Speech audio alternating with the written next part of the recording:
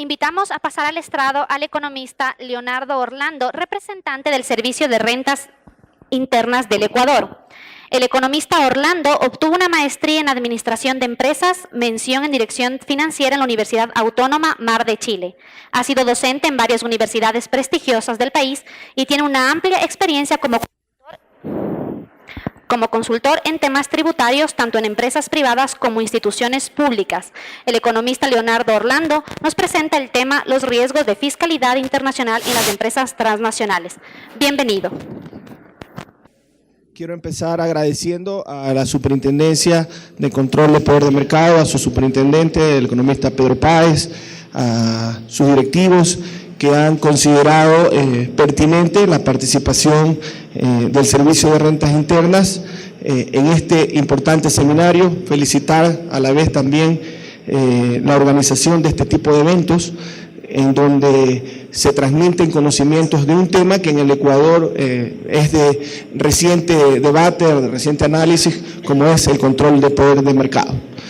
Con un poquito más de antigüedad, el Servicio de Rentas Internas ha venido liderando a través de su máxima autoridad, el economista Carlos Mar Carrasco, quien también me pidió hacerles llegar a todos los estudiantes, directivos y autoridades de las instituciones, conferencistas, un afectuoso saludo. Ha venido liderando el debate de la lucha contra los paraísos fiscales en el contexto tributario.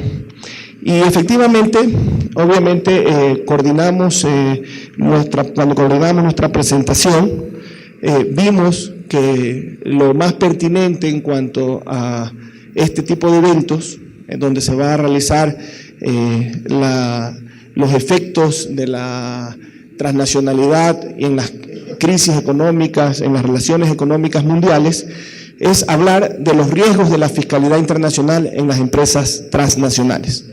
No es coincidente, no es aislado, sino más bien coincidente el hecho de que en las empresas transnacionales también es donde se concentra, así como se concentran los principales riesgos tributarios, también se concentran los principales riesgos de abusos en el poder de mercado. ¿Cuál es la agenda para hoy? Bueno, analizar un poco el contexto internacional, algunas cifras, la normativa vigente para el Ecuador, en los riesgos de precios de transferencia, los riesgos de subcapitalización, los riesgos de abuso en la aplicación de convenios para evitar la doble imposición internacional y la triangulación de la inversión desde paraísos fiscales. En el contexto internacional, ¿cuál es el peso que tienen las transnacionales? De acuerdo a organismos especializados en la materia, para el año 2010, las filiales extranjeras de corporaciones transnacionales tienen una participación en el PIB mundial de un 10%. Y he aquí su importancia. En un grupo relativamente reducido de empresas se concentra el 10% de la riqueza o la producción mundial. En cuanto a las exportaciones, estas cifras obviamente son aún más, aquí ya se comienza a evidenciar algún nivel de concentración. Las exportaciones mundiales, dentro de las exportaciones mundiales, representan las de filiales de empresas internacionales 1/3 del total de las exportaciones.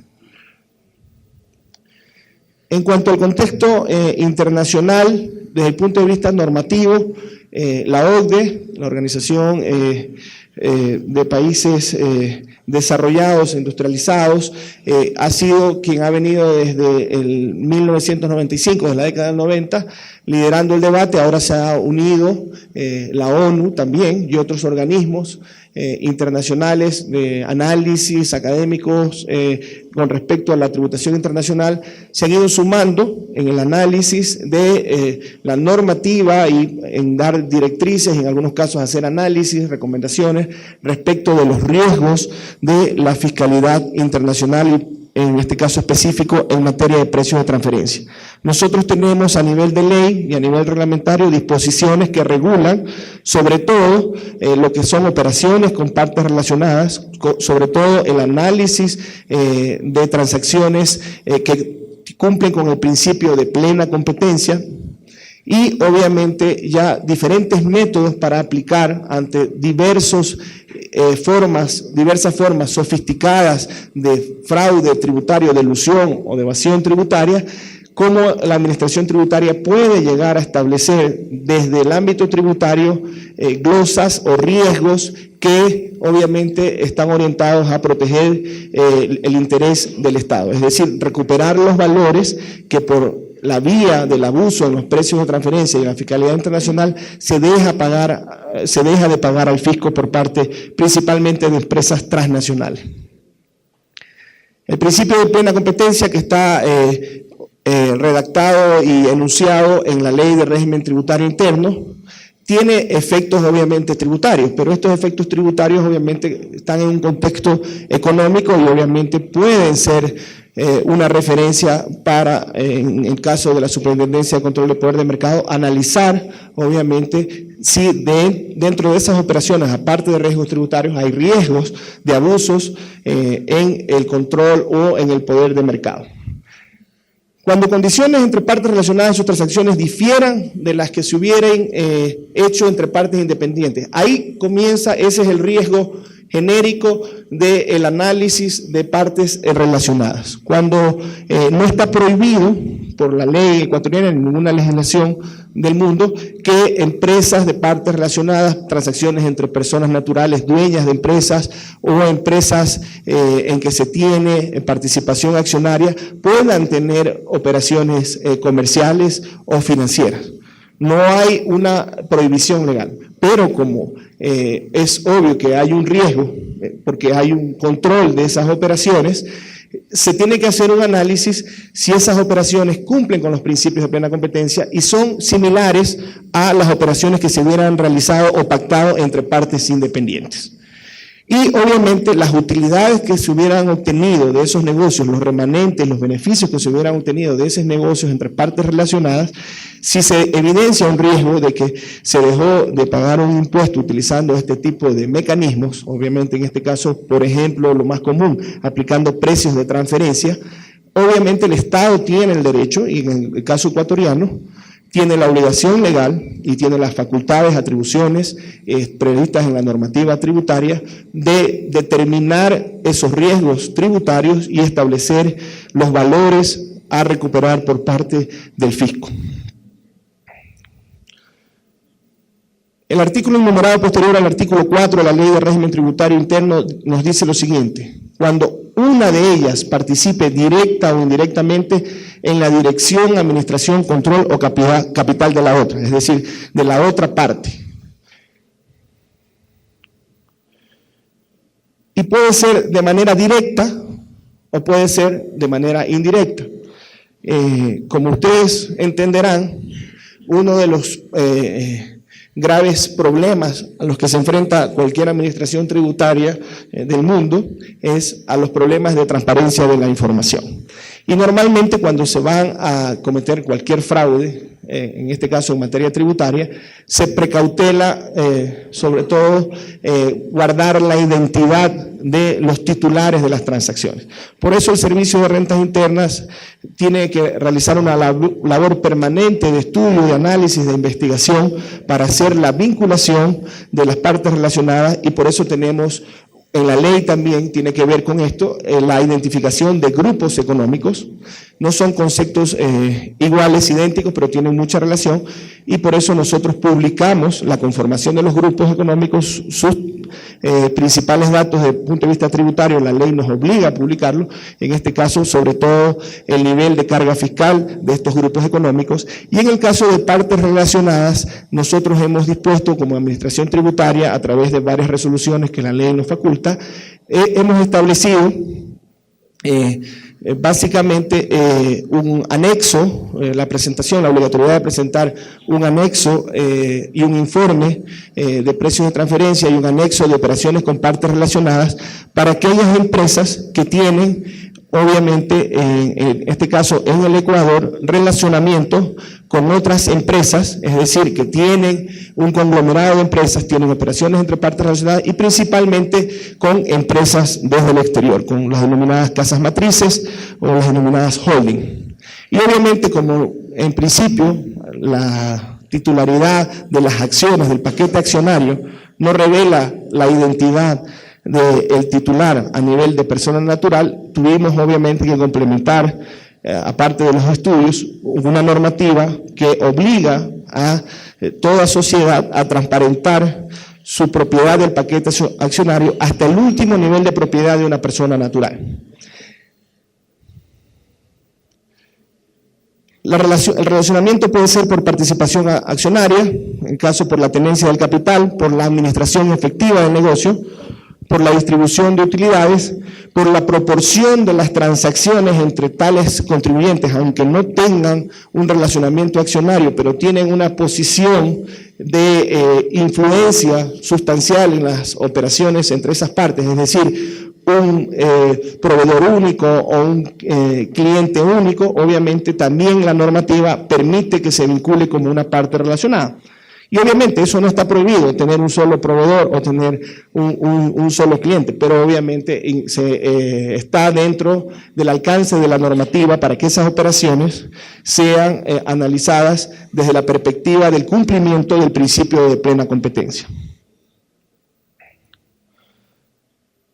¿Cuál es la facultad o cuál es la norma operativa que nos permite hacer la presunción entre partes relacionadas? Hay también transacciones con sociedades domiciliadas en paraísos fiscales. Como obviamente los países generalmente utilizan este mecanismo como una válvula de cierre en virtud de que uno de los atributos o características generales de quienes operan con partes relacionadas es no transparentar la información y esconderse generalmente la titularidad de las acciones en paraísos fiscales donde no hay información, con independencia de que haya o no relacionamiento accionario, las relaciones con relaciones y operaciones que se dan entre empresas del Ecuador, domiciliadas en el Ecuador, con empresas domiciliadas en paraísos fiscales, se consideran partes relacionadas. Y esto es una ventaja y un atributo importante de la normativa, no menor, porque ya la administración tributaria no necesita identificar si tiene participación accionaria, si tiene una relación, si tiene un control efectivo sobre la administración o la operación del negocio. Basta que esté domiciliado en un paraíso fiscal para que la administración pueda vincularle como una parte relacionada por la operación, por el lugar donde se determina esa operación, en este caso un territorio considerado un paraíso fiscal o un régimen fiscal preferente. Otro de los, obviamente, no es obviamente tampoco prohibido, más allá de que siempre va a ser un riesgo y la administración tributaria va a estar muy atento, no es prohibido tener una operación desde el punto de vista legal, tributario, no es prohibido tener una operación de importación o de exportación con un territorio considerado paraíso fiscal. La consecuencia de esa operación es que la administración tributaria está facultada para hacer un análisis del principio de plena competencia en las operaciones con empresas domiciliadas en paraísos fiscales. Si se determina que las operaciones, se someten a las retenciones que fueren, y si se determina que las operaciones son similares a las que se hicieran entre independientes, obviamente no habría motivo para que la administración tributaria cuestione, observe o glose esa operación. Eso obviamente es poco común. Generalmente las transacciones con paraísos fiscales son de altísimo riesgo. Y bueno, en el caso de los sujetos pasivos, se considera la persona natural, la sociedad o grupo económico con quien se realicen ventas o compras de bienes, servicios y otro tipo de operaciones en los porcentajes que están definidos en la normativa respectiva. En este caso, la ley hace una remisión al reglamento y ahí se establecen los porcentajes que tiene que haber de transacciones entre partes relacionadas o de control en el paquete accionario. Y obviamente también la norma nos faculta establecer mediante resolución cuáles son las jurisdicciones consideradas de menor imposición y paraísos fiscales. Normalmente en el argot tributario se utilizan los términos paraísos fiscales o regímenes fiscales preferentes, es decir, en algunos casos de nula tributación, en otros casos de reducida tributación. Para los efectos prácticos en el Ecuador, se ha determinado que un régimen fiscal preferente es aquel donde la imposición del impuesto a la renta o similar sea inferior al 60% de la tasa vigente para el Ecuador, del impuesto a la renta.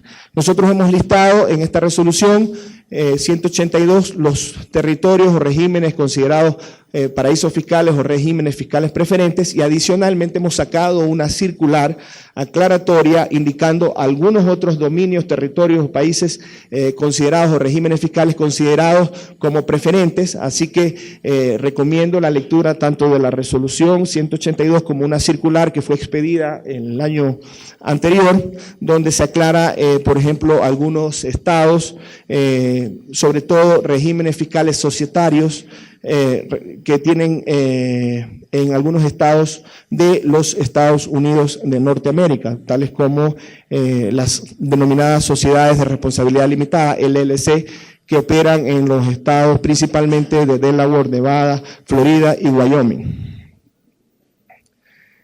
¿Cuáles son las transacciones de riesgo? Bueno, los principales tipos de transacción con riesgo, en este caso ustedes ven, son la importación con un 30% del total de las transacciones, la exportación con un 11% del total de las transacciones, los préstamos o créditos con un 6%, otros ingresos que incluyen generalmente dividendos con el 4%, otros pasivos el 6%, otros egresos el 2%, las seguros y reaseguros el 1%, otros servicios el 1%, regalías el 1%, y en otras que principalmente incluye operaciones de otros activos, principalmente de carácter financiero, están agrupados el 38%. Estas operaciones que están en el 38% son las que la Administración Tributaria prioriza en su análisis, en su investigación, porque son de más difícil, obviamente, descubrimiento de lo que entraña desde el punto de vista tributario de riesgo, porque no está implícito una transferencia física de una mercancía, sea de importación o de exportación.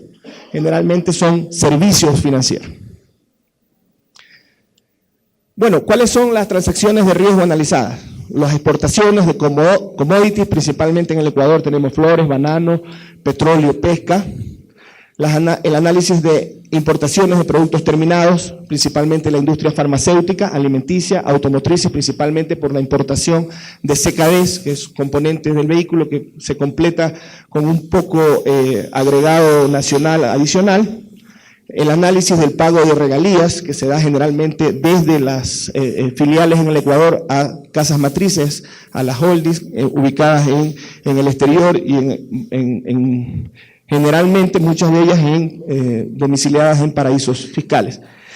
Se hace un análisis de prestación de servicios, sobre todo los servicios financieros, otros tipos de servicios de consultoría, por ejemplo, servicios técnicos, que obviamente nosotros siempre cuestionamos y analizamos, previo a ese cuestionamiento, la esencia sobre la forma. Y el análisis de su capitalización, y para terminar, el análisis de pago de intereses por créditos recibidos entre partes relacionadas.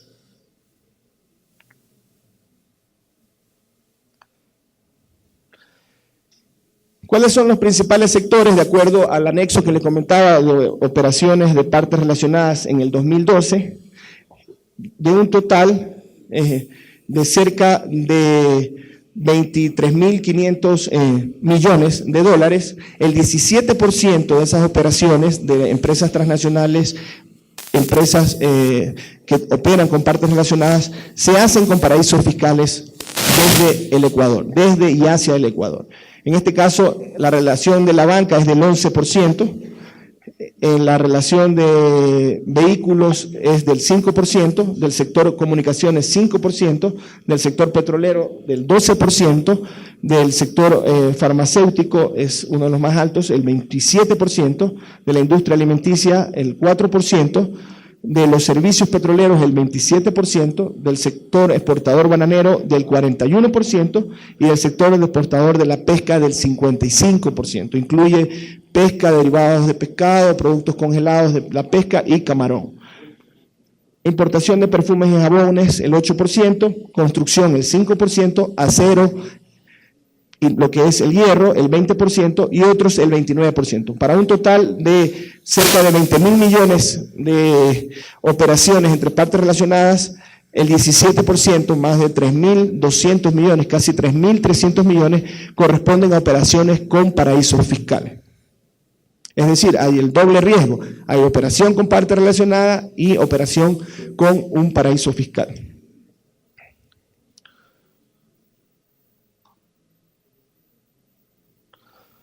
¿Cómo funciona el riesgo de transferencia en la exportación?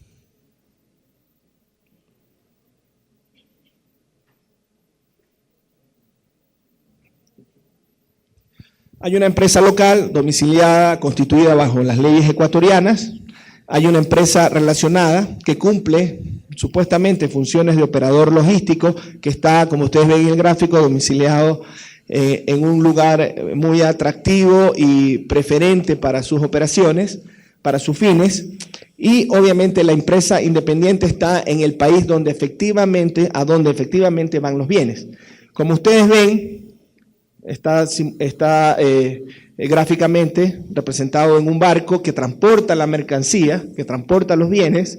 Ese barco jamás pasa por el régimen preferente o por el paraíso fiscal. Solo documentalmente, ahora electrónicamente, fluyen las transacciones ficticiamente por el paraíso fiscal, pero realmente los bienes, las cajas de banano, las cajas de flores, las latas de atún, van directamente a la empresa independiente que está domiciliada en un país que no es considerado paraíso fiscal, y obviamente la empresa local tiene generalmente una empresa relacionada en donde deja los dividendos, las utilidades, porque factura la empresa local a esa empresa que está en una parte relacionada a un valor menor al real de la transacción. Entonces, el valor real de la transacción, porque esa empresa independiente está en un país Y, que no es considerado paraíso fiscal, tiene que tributar en base a una renta neta, ingresos menos costos y gastos. Y la importación va a significar un costo para la empresa, entonces necesita tener limpia o transparentada su información a un precio real. Entonces, el precio real se conforma, y probablemente en algunos casos la mayor parte de lo que compone un precio está compuesto de una utilidad adicionada al costo. Entonces, la mayor parte de esa porción de la utilidad se deja en la empresa relacionada, y obviamente a la empresa independiente le llega el costo presuntamente real desde el paraíso fiscal. ¿Por qué? Porque ese ingreso en ese paraíso fiscal no va a tributar. Esa es la característica principal de estas operaciones tipo con partes relacionadas domiciliadas en paraísos fiscales en el caso de las transferencias de exportaciones.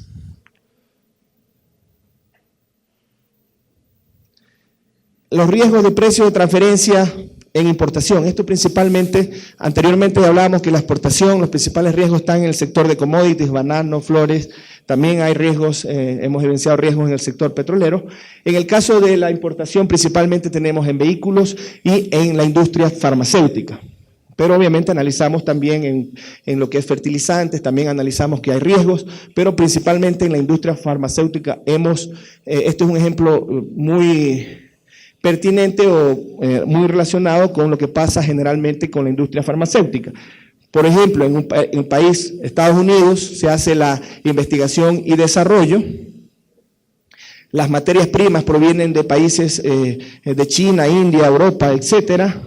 Hay una producción primaria en un régimen considerado paraíso fiscal o régimen fiscal preferente, Irlanda, Puerto Rico, por ejemplo, y hay una producción secundaria, que es completar, por ejemplo, envasado, enfundado, etiquetado, básicamente todo lo que hace que el producto pueda estar listo para la distribución, para la comercialización, obviamente, y luego se da una vuelta por otro régimen considerado paraíso fiscal para desde ahí hacer la distribución comercial de los productos. Y todas estas vueltas, obviamente, tienen un trasfondo de evasión tributaria, de fraude tributario.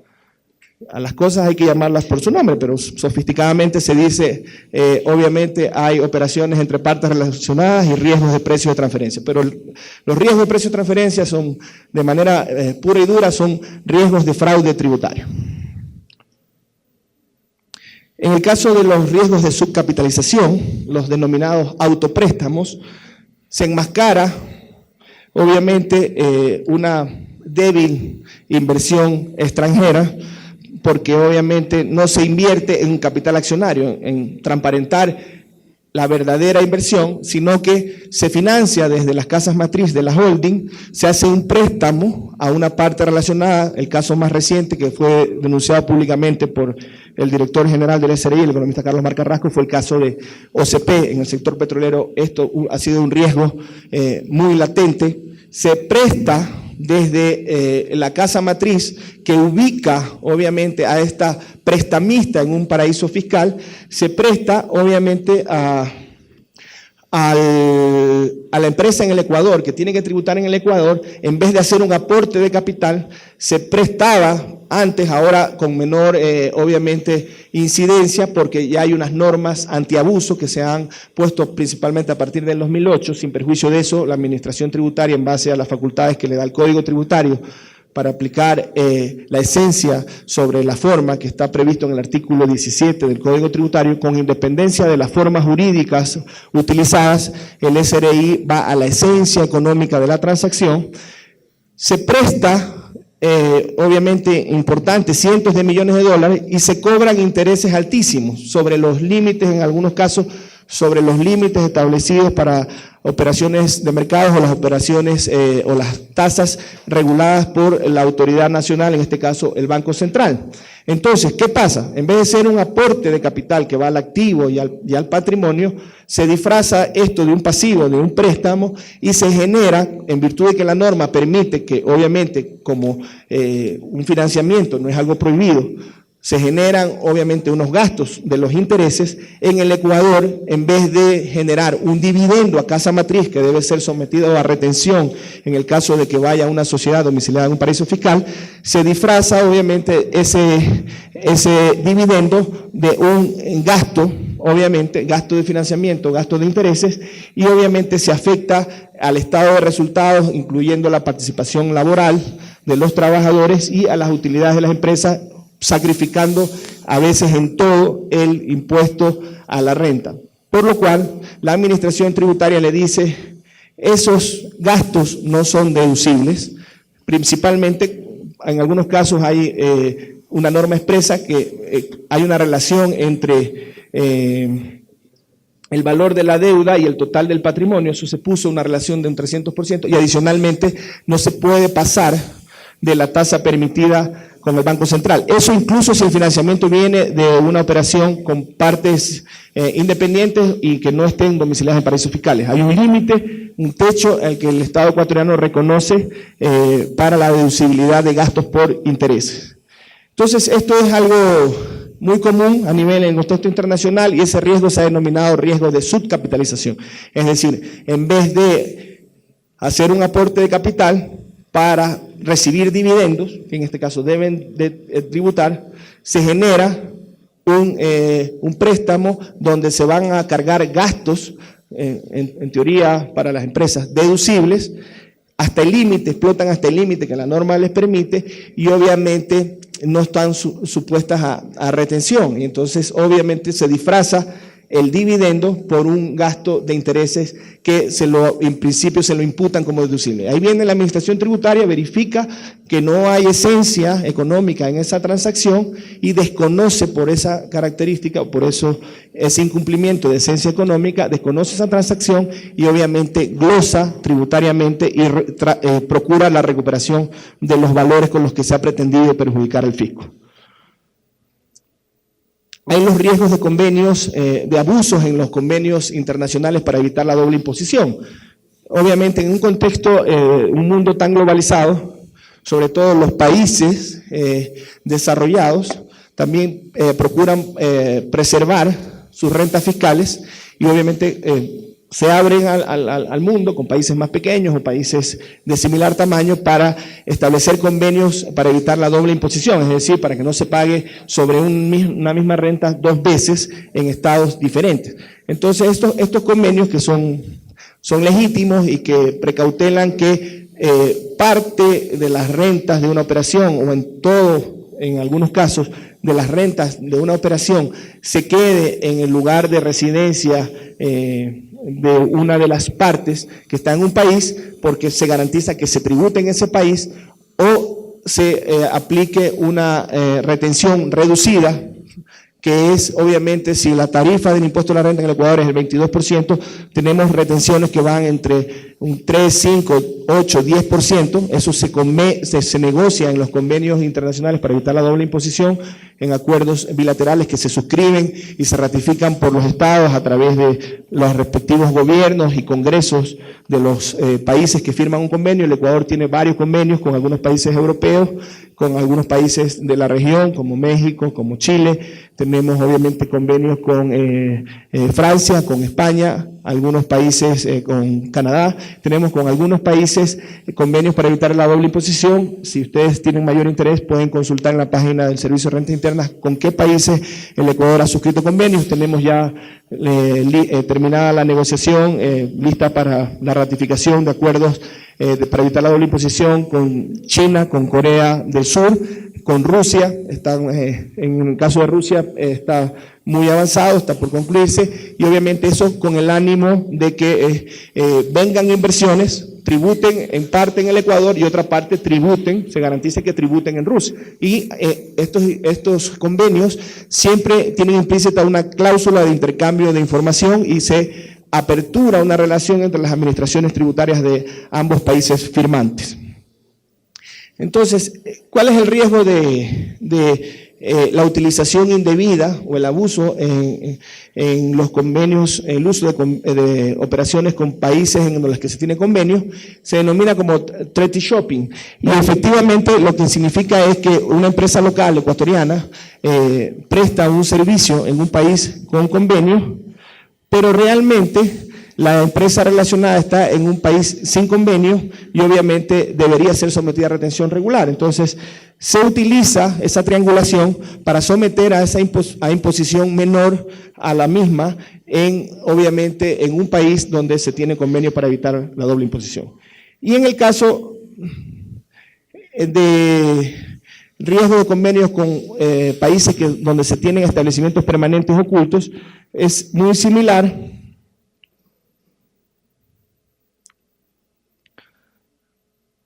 Hay un establecimiento permanente en el Ecuador, pero se lo oculta, y obviamente se evidencia o se transparenta hacia la administración tributaria como que hubiera una operación con una empresa domiciliada en un país con el cual el Ecuador ha suscrito un convenio para evitar la doble imposición. Y otro riesgo en el abuso del convenio es utilizar cláusulas de convenio equívocas, es decir, hay cláusulas específicas para el tratamiento de los beneficios empresariales, los cuales generalmente no son, por ejemplo, operaciones de exportación e importación, no son sometidas a retención, sino que se tributa íntegramente en cada uno de los países donde están domiciliadas las empresas, en que hay cero retención. Y obviamente hay otro tipo de ingresos como las regalías, como los royalties, como los honorarios, como los servicios de asistencia técnica que tienen unos porcentajes de retención que siempre son menores, que oscilan entre un 5 y 10%, dividendos que siempre son menores a la tarifa vigente en cada uno de los países, en el caso del Ecuador del 22%. Entonces, cuando en vez de decir que hay un pago de una regalía o de una prestación de un servicio, se lo enmascara como que si fuera un pago de una operación de importación, de operación, que se atribuye o se denomina como ingresos recibidos por beneficios empresariales. Obviamente, en vez de aplicar la retención que corresponde del 5 o del 10%, se le aplica, obviamente, no se le aplicaría ninguna retención. Estos son de los riesgos más comunes, por ejemplo, con cánones y regalías, que generalmente se pagan a las casas matrices y que vienen a veces enmascarados en los precios de los productos que se importan en el Ecuador. Este es un caso típico, por ejemplo, del sector farmacéutico. Aquí hay en el caso de la exportación, el riesgo se traduce en una subvaloración del valor de las exportaciones, y en el caso de los riesgos de precio de transferencia e importaciones, se sobrevaloran las importaciones. Es un caso típico de la industria farmacéutica. Y hay el otro riesgo, obviamente, que es la triangulación de inversión desde paraísos fiscales. Entonces, se domicilia la empresa, está el accionista en un paraíso fiscal donde paga cero impuestos. Obviamente, por eso el Ecuador ha puesto una norma que cuando los dividendos vayan a sociedades domiciliadas en paraísos fiscales se aplique la retención de la tarifa del impuesto a la renta vigente en el Ecuador. Y estos son los principales riesgos. Yo, para finalizar, Nuevamente quiero reiterar el agradecimiento, la felicitación a la Superintendencia de Economía de Control y Poder de Mercado por este tipo de eventos.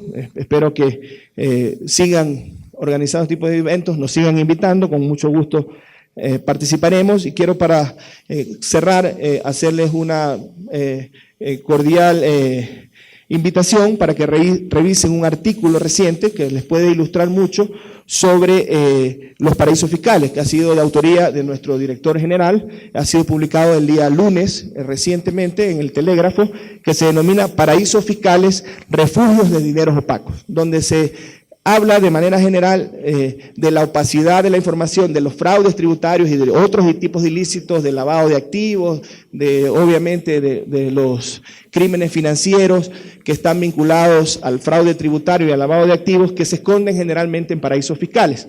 Está ya publicada la primera parte y está por salir en los próximos días una segunda parte de ese artículo. Y que sigan leyendo la información que publica el Servicio de Rentas Internas de manera general sobre la tributación y de manera específica sobre los riesgos y sobre el tratamiento que le da la Administración Tributaria a los precios de transferencia. Muchas gracias.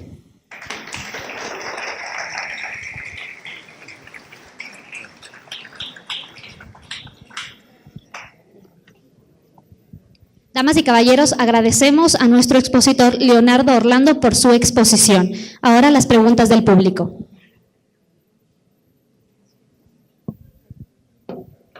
Hola. ¿Cómo está, Leonardo? Dos preguntas específicas igual. Básicamente, el SRI, para un caso determinado, para poder efectivamente comprobar que hay una evasión fiscal o un fraude fiscal en este caso, más o menos en cada caso, ¿tienen algún tipo de promedio de cuánto tiempo les puede llevar el proceso de investigación para efectivamente tomar medidas al respecto?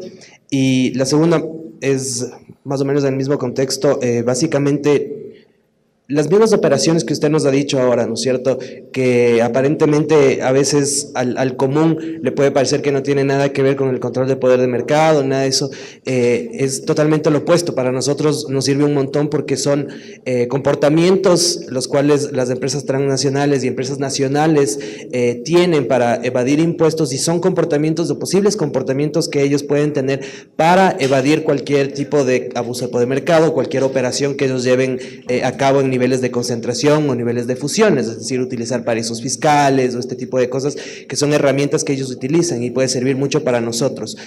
En su experiencia en el SRI, las herramientas que elaboran o las herramientas que desarrollan los mismos operadores, las empresas que van innovando para poder evadir impuestos, para poder realizar transacciones y demás, ¿cómo ustedes manejan al respecto para hacer un seguimiento sobre estas nuevas operaciones, o cuáles son sus procesos de investigación para poder determinar estos nuevos comportamientos de las empresas?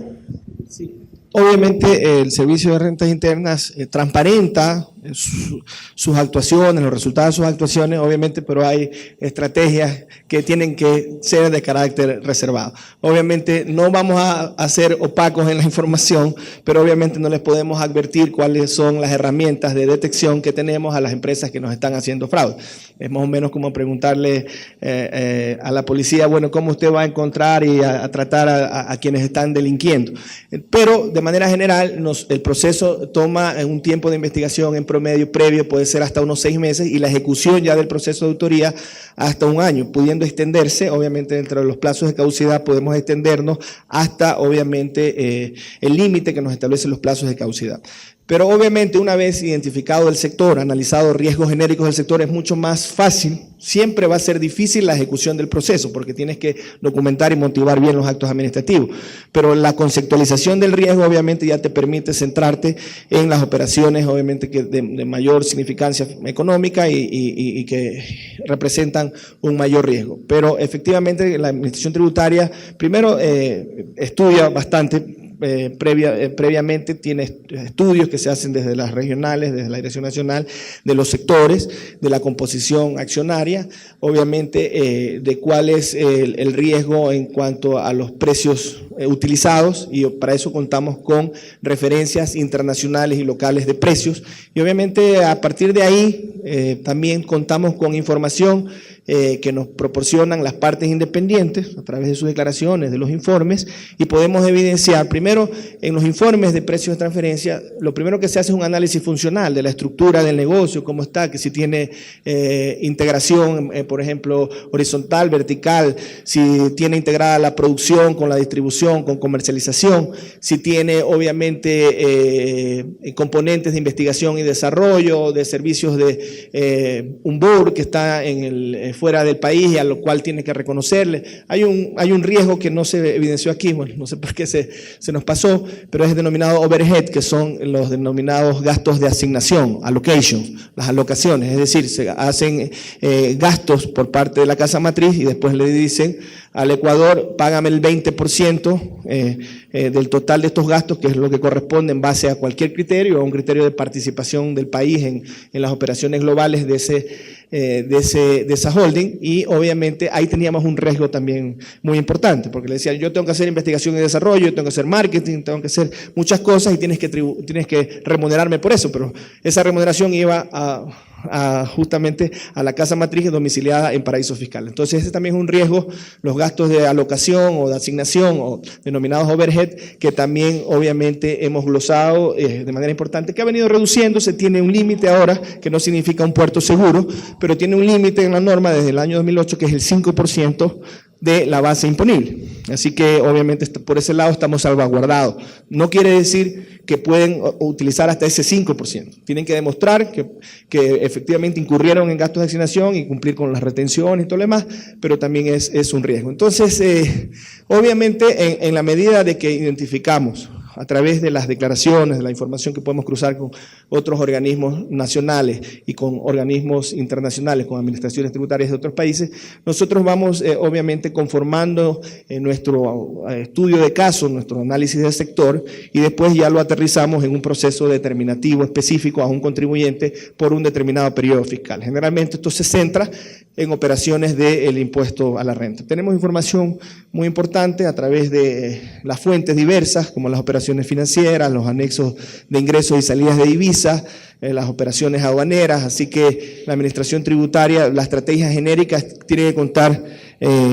con información suficiente y obviamente aplicarla de manera pertinente a los análisis y a la ejecución de los casos de auditoría que realiza, que obviamente ya vamos teniendo cada vez más sectores y más casos de auditoría y vamos tomando experiencia.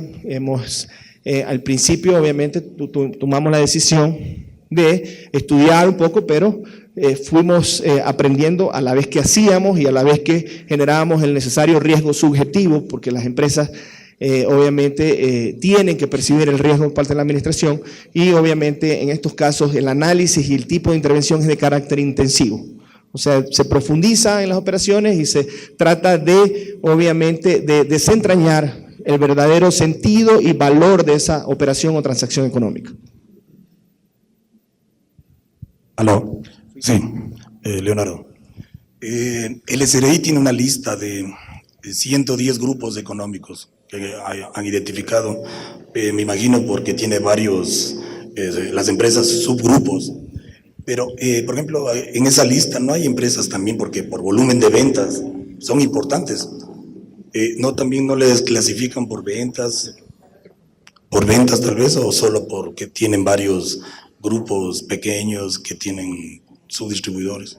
No, básicamente son los 110 grupos económicos principales que les sería detectado. Hay muchos más grupos económicos, pero hay ya, por ejemplo, que una persona natural tenga un negocio, tenga alguna actividad profesional y aparte tenga una actividad empresarial con una compañía, puede tener dos, tres empresas, y eso ya constituye un grupo económico. Pero obviamente eso no sirve.